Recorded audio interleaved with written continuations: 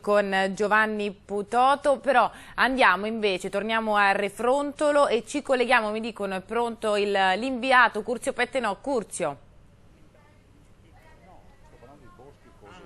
Sì, buongiorno da Refrontolo, siamo davanti al municipio, è arrivato poco fa il ministro dell'ambiente Galletti, è stato con il presidente del Veneto Luca Zaia nelle zone che l'altra ha subito la tragedia dove ci sono stati 4 morti, l'onda d'acqua che ha travolto la festa. Galletti ha detto, arrivando, poche parole, ha detto non sono venuto qui non solo per portare la testimonianza del governo di condoglianze alle vittime, ma anche per impegni rispetto al rischio idrogeologico. Servono finanziamenti, servono interventi concreti, un piano da fare.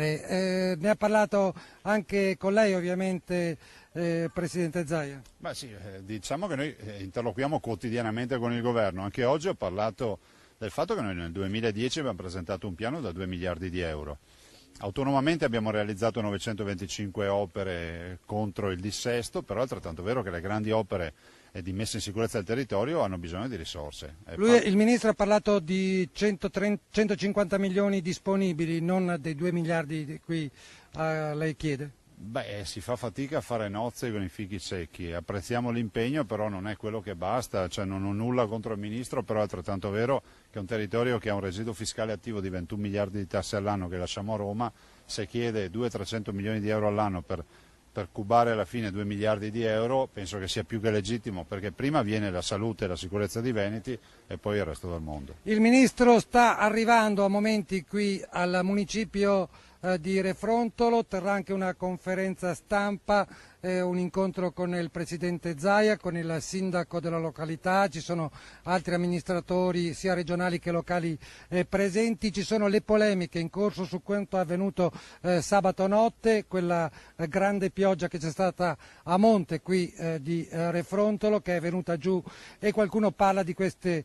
vigneti che hanno permesso all'acqua di scendere maggiormente, una polemica che lei respinge nettamente, Presidente? Ma guardi, questo non è proprio il contesto che fa risalire a questa dinamica. Primo, i vigneti che ci sono oggi sono sicuramente in superficie minore rispetto a 50 anni fa, prima cosa. Prova ne sia che il bosco che noi osserviamo è un bosco nuovo, non è un bosco secolare, i boschi che abbiamo. Seconda cosa, a monte della cascata del Mulinetto abbiamo una sezione di 30 metri a valle di 5-6 metri del torrente. L'acqua che è arrivata è stata calcolata, lo diciamo ufficialmente questo dato, sono 500.000 metri cubi arrivati dalla grande bomba d'acqua che è calata dalla cascata, ha spazzato via circa 10 tir di materiale, dopodiché non trovando sfogo nel piccolo torrente è corsa sui piazzali e ha invaso ovviamente la parte della Sagra. Questo è quanto è avvenuto a Refrontolo anche in alcuni comuni della zona, ma sono ormai mesi, anni che nel Veneto le alluvioni si susseguono. Abbiamo chiesto al Ministro un impegno che ci può essere da parte del governo, lui ha detto gli abbiamo chiesto se si può uscire dal patto di stabilità, minimamente ha detto però i comuni devono trovare degli interventi precisi e su questo si possono trovare dei finanziamenti. Vedremo che succederà, sentiremo cosa dirà dopo qui in conferenza stampa, vi restituisco la linea. Grazie Curzio Pettenò e grazie anche al Presidente della Regione Veneto Luca Zaia.